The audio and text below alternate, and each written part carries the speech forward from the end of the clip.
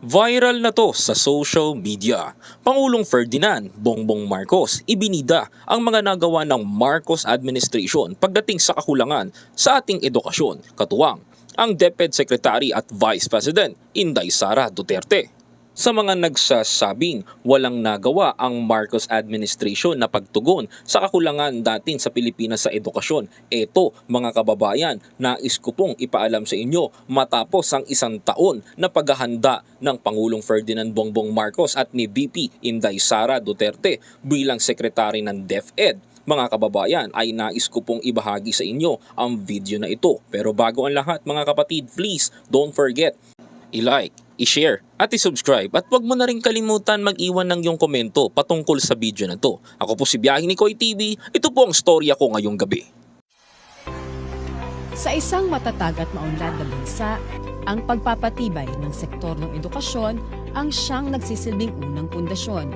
Kaya prioridad ng pamahalaan ang mapalawak lalo ang kalidad ng pag-aaral ng bawat batang Pilipino upang makasabay sa hamon ng makabagong panahon tungo sa isang bagong Pilipinas.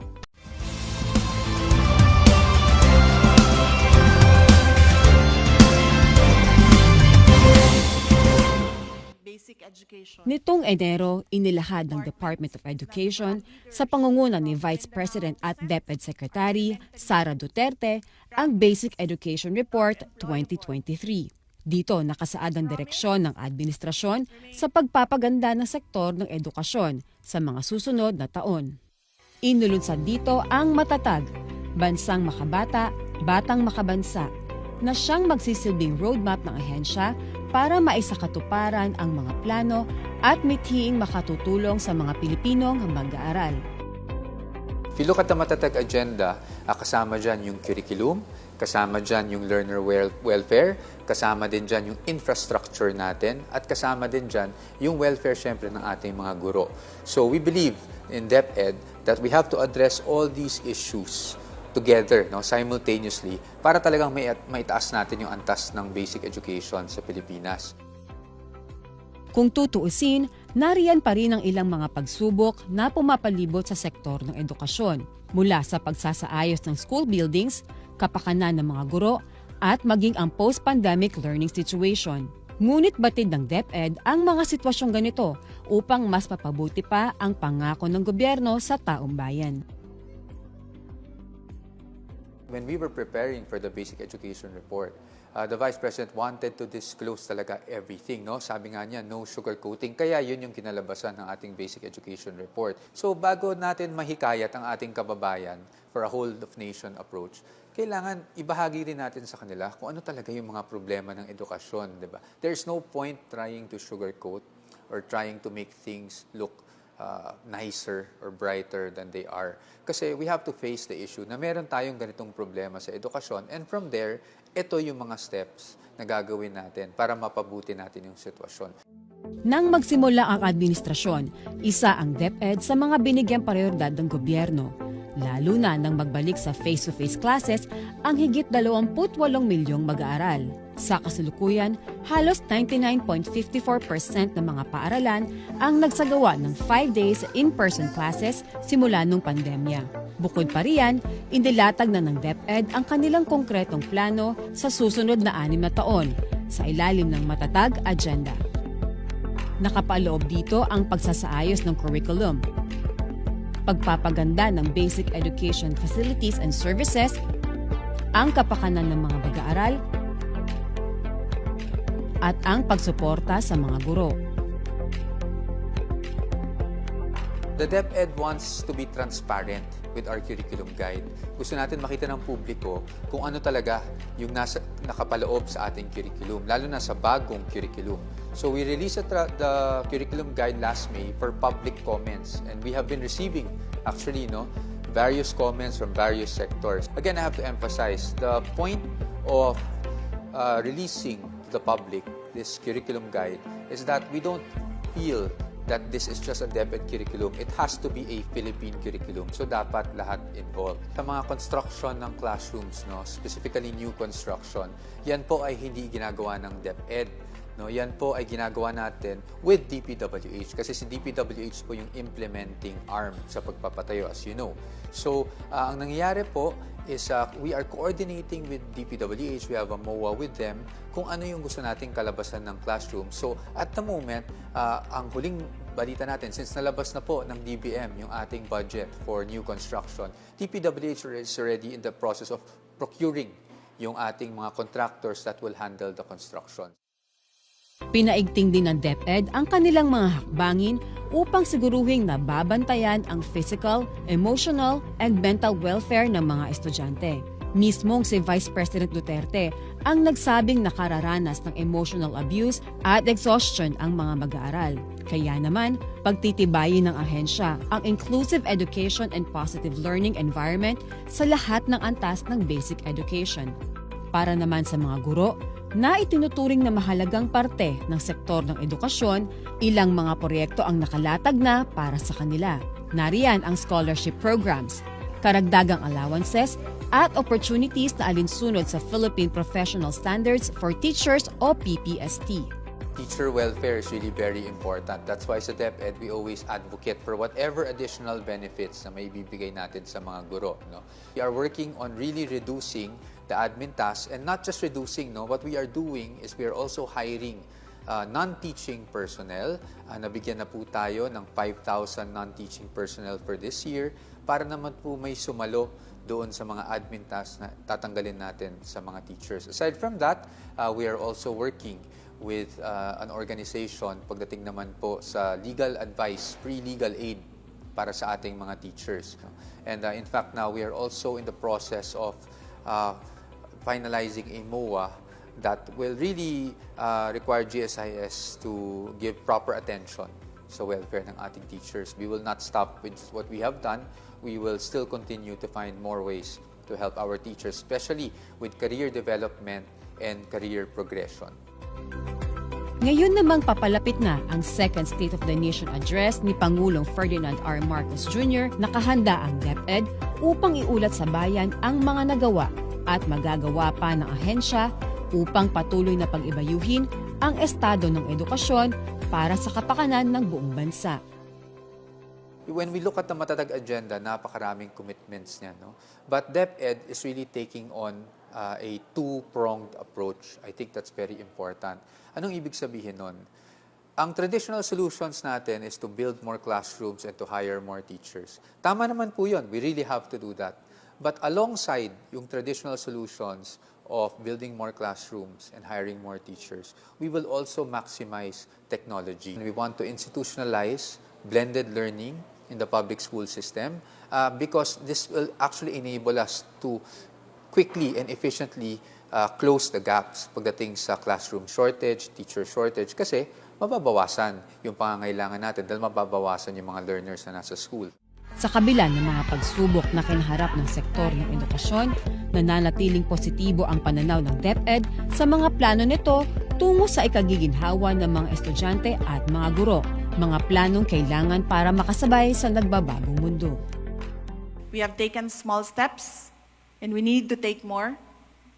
The Department of Education under the Marcos administration, guided by the Philippine Constitution, the United Nations Convention on the Rights of the Child, and the Sustainable Development Goals, reaffirms our commitment to improving the quality of basic education in the country. We know that the road will be bumpy, but our direction is clear.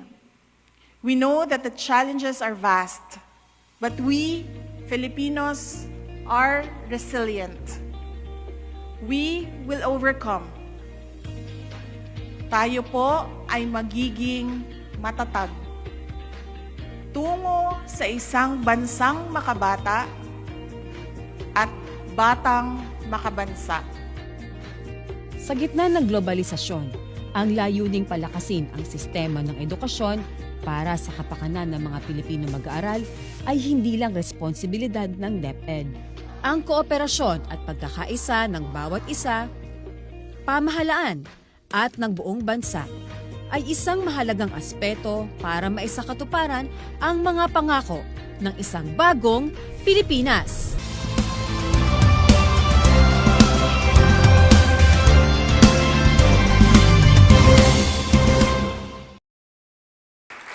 Thank you very much to our Vice President and the Secretary of Education. Oh, please sit down. Secretary of Education, and we thank you very much for that most thorough and insightful report. And it gives us certainly a baseline. It may not be the best news that we had hoped to receive, but nonetheless, it shows us the directions in which we need to go. Senate President Mig Subiri, the other members of the Senate who are here today, the Excellencies of the Diplomatic Corps, members of the Cabinet, the Chair of the Senate Committee on Basic Education, Senator Sherwin Gatchalian, Pasay City Mayor Imelda Calixto Rubiano, Basic Education and Culture Chairman, Congressman Roman Romulo, and the other members of the House of Representatives, my fellow workers in government, ladies and gentlemen, good afternoon. It is an honor to join you today for the first part of the Basic Education Report. And it is particularly important, as we were noting during this, while the Vice President was speaking, that this has been the first conference of this kind for many, many years. And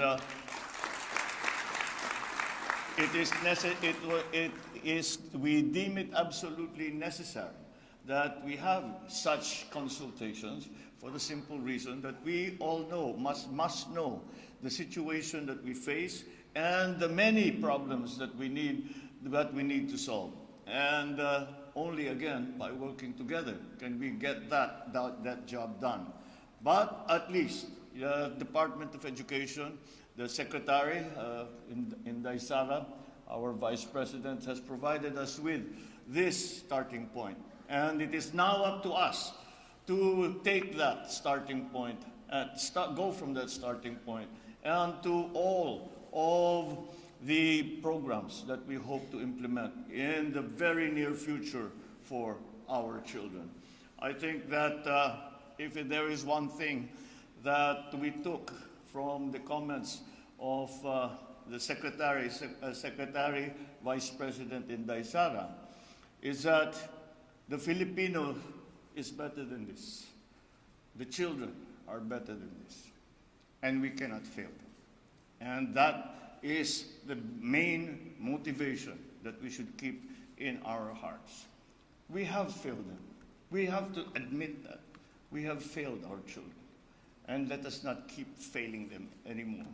Otherwise, we will not allow them to become the great Filipinos that we know they can be.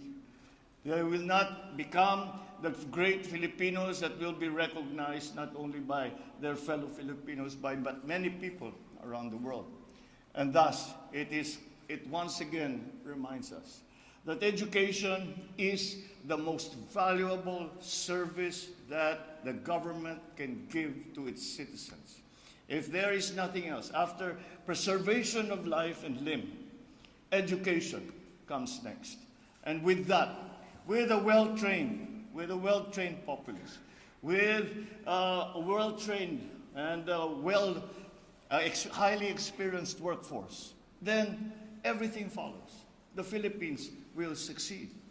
So we in the administration recognize the challenges and issues facing our education sector, all of which must be confronted with an open mind and compassion for those who might have fallen behind over the past few years. I am confident that we will see noticeable improvements moving forward because our Department of Education, that is spearheaded by no less than our hardworking Vice President Inday Sara Duterte, is there. Let me also acknowledge and convey my deepest appreciation to the men and women of DepEd who are now in the hot seat because pinakilala na kayo ni Inday Sara sa aming lahat, kaya pagka magka-problema, alam na namin kung sinong lalapitan namin. But all of you, the associations in the country, policymakers, the development partners, and all stakeholders for your collective efforts and commitment to pursuing quality education for all. I am pleased to see that you have gathered here for this very important event for the benefit of our learners.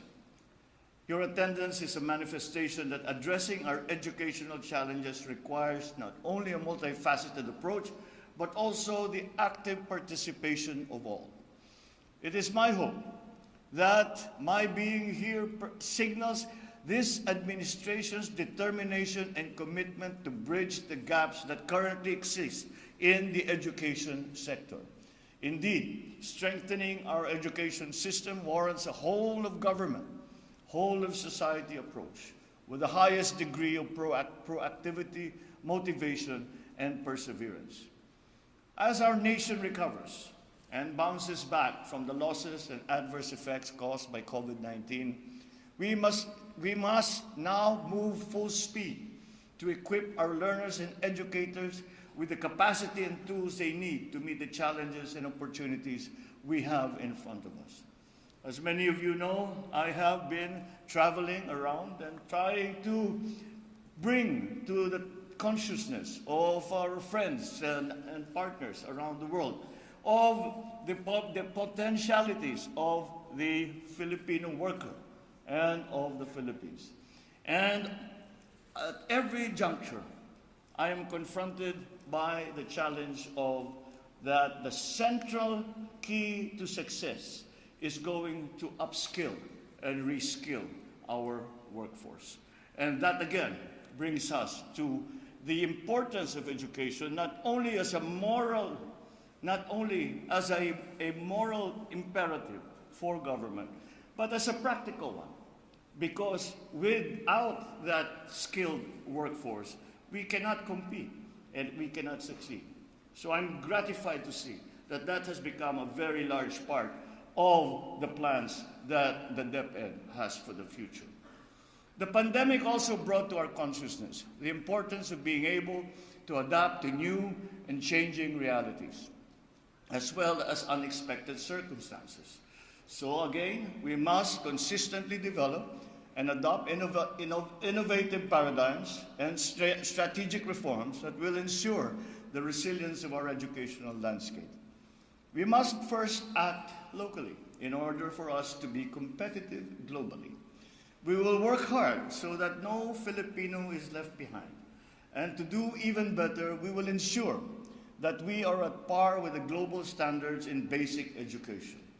This endeavor will be at the forefront of our efforts to realize our vision of providing quality education for our children and for generations to come.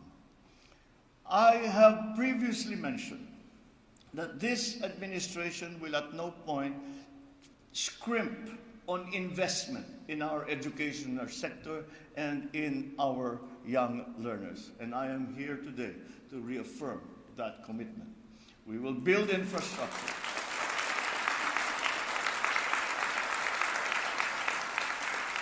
We will build infrastructure that will provide our learners, teachers, and the entire academic sector with a healthy and safe environment that is conducive to learning. We will also invest in our teachers. As we all know, that is part of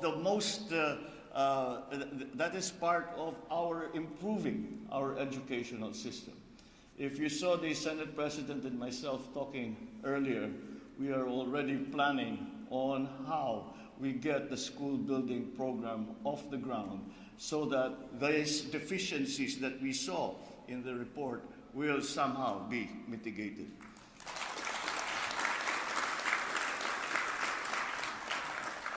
Our teachers are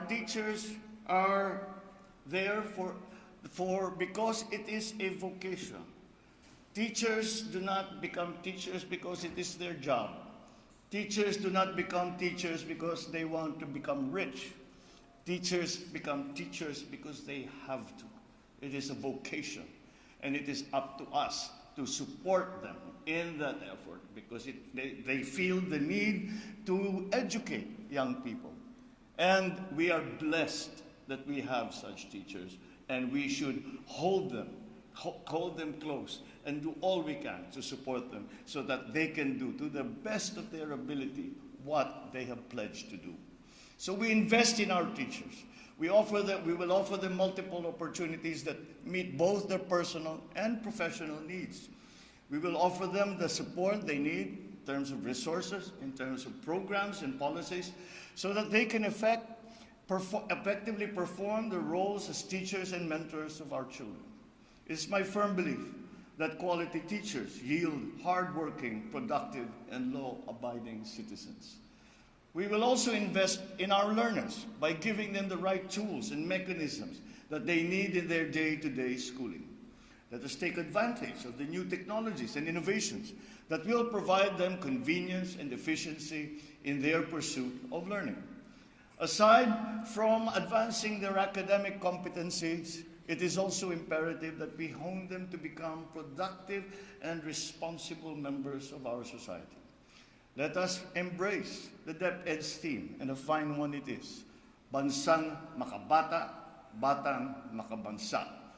In that way, we can produce young citizens who are not only productive, but also harbor genuine love and passion for our country. That is why I have always been consistent in expressing my full support to the DepEd's plans to take critical, bold, yet sustainable actions that will improve our country's educational sector and address learning challenges. It is something that I have been espousing throughout my entire professional career. And at every position that I have ever held, the very first action I ever took was always to find a way to help our teachers. I know the conditions that they have to work in. I know the difficulties that they have to face, and yet they come to school and look after our children. That is a blessing. So I stand behind you as we come up with a long-term vision and forward-thinking solutions that will benefit our children. I would like to emphasize, however, that government is not able to execute this task alone. As I said earlier, strengthening our education system warrants the support of each one of us that are present here today. All of us have roles to play. We have parts to contribute. And so let me issue a challenge to you all to become active key players in this effort. Let us join hands and act in unison as we build the best education system that the Philippines has ever seen. We owe it to our children to prioritize their well-being and give them the highest possible quality of education so they may become the innovators and the leaders of tomorrow, not only of the Philippines, but of the world. With our united efforts, I am confident that we will succeed and bring forth a better, brighter, more prosperous future for our children. Maraming salamat po sa inyong lahat at magandang hapon po.